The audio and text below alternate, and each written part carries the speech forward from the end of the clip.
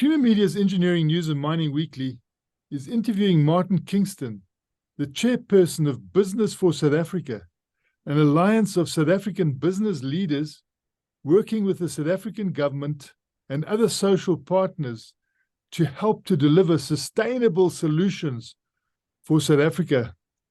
Martin, it's great to chat to you again. How willing is government to partner effectively with organized business in dealing with South Africa's infrastructure and law and order challenges?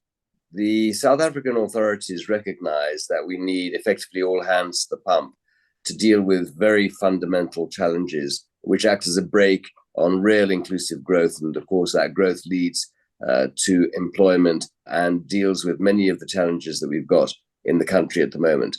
We had a very successful experience of partnering with the government during the COVID pandemic in 2020 and the vaccination rollout in 2021. And we've used that as the basis for partnership with them in the three areas that we're focusing on.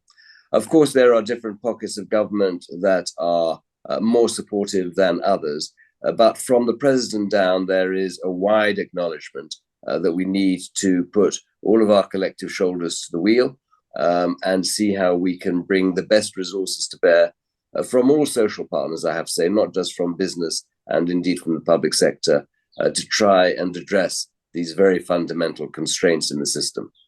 And have these public-private initiatives been set up in a way that positive results are seen as being highly likely? Well, I would love to think that highly likely is an immediate outcome, but I think we need to manage our expectations in this particular respect. So the most important thing from our perspective was to, A, make sure that we have an integrated approach from business. Government has repeatedly said they can't be dealing with multiple players all the time. So we're crowding in all of the private sector levels of both interest, expertise, and potentially available support. That's the first point I would like to make. The second is to put in place appropriate project management structures, both within business and within government. We're doing that. In fact, we've mobilized resource for the government through the Resource Mobilization Fund, arm's length, but making sure the requisite capacity is made available. And thirdly, putting in place governance structures. In the case of COVID, we had a joint strategic oversight committee. We've effectively mirrored that here to bring in all of the relevant decision makers on both sides, again, to ensure that we have a coordinated approach, appropriate oversight, and then we can monitor progress. And if indeed we're not making as much progress as we need to identify what the constraints are and deal with them and escalate them, both within government as well as within business. And how are these initiatives being funded? Well, in the case of NECOM, the National Energy Crisis Committee, if I can just elaborate upon that for a moment, you'll recall that the president announced the Energy Action Plan in August of last year, and NECOM, as a mechanism to make sure there was a coordinated approach within government to manage that process. There are 10 different work streams, and government approached business and said, could we provide specific expertise and resources?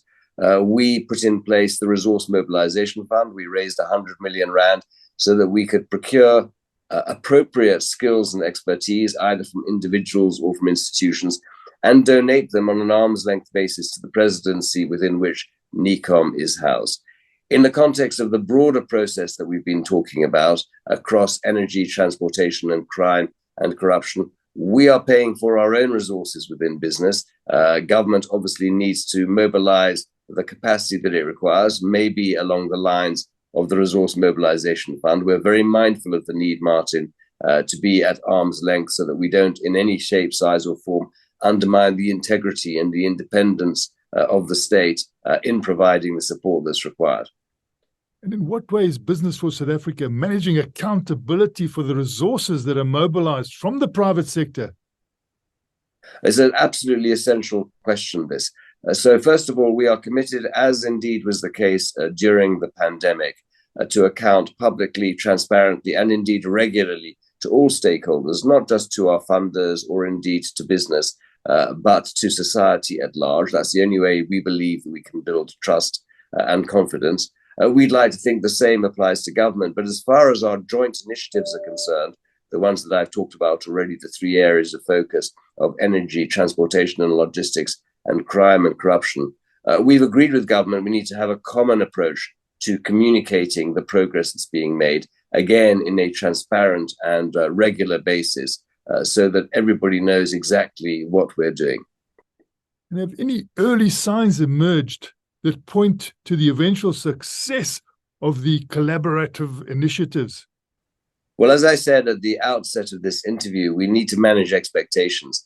These problems have been long in the making, and we're not going to resolve them overnight. There's no silver bullet. So the first tangible sign of success, in my opinion, is the agreement to collaborate, to partner, to put in place joint oversight structures and governance, as I mentioned, to make sure that there is the right capacity in place, both within the public sector and the private sector.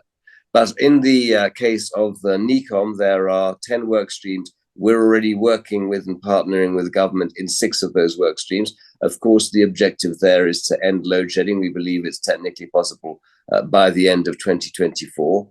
So it'll take time to see real traction. But the fact that we're working alongside them in those work streams, I think, is a very positive sign. In the case of transport and logistics, we are jointly defining what the areas of focus should be, resourcing those work streams appropriately. I think it'll take a little bit longer. But yes, we're certainly beginning to see progress emerge and traction being gained. And what other aspects are crucial to communicate at this stage?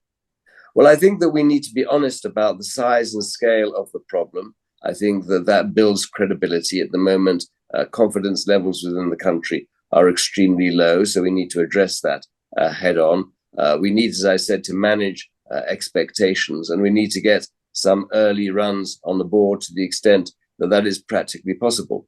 We need to make sure that we are very focused in a limited number of interventions. We don't cast our net too wide. When I say we, I don't mean the private sector, that too. I mean the country as a whole, that we're able to actually focus on key interventions that can move the needle as quickly as possible. And that's what I believe we're going to start seeing in the next few weeks. We've committed with the president to brief him every 6 weeks. The Joint Strategic Oversight Committee will be meeting on a fortnightly basis before that, and each and every one of the work streams and the underlying areas of focus are up and running or being mobilized. So there are indeed early signs of real progress and green shoots, but it'll take several months to see real progress start to emerge.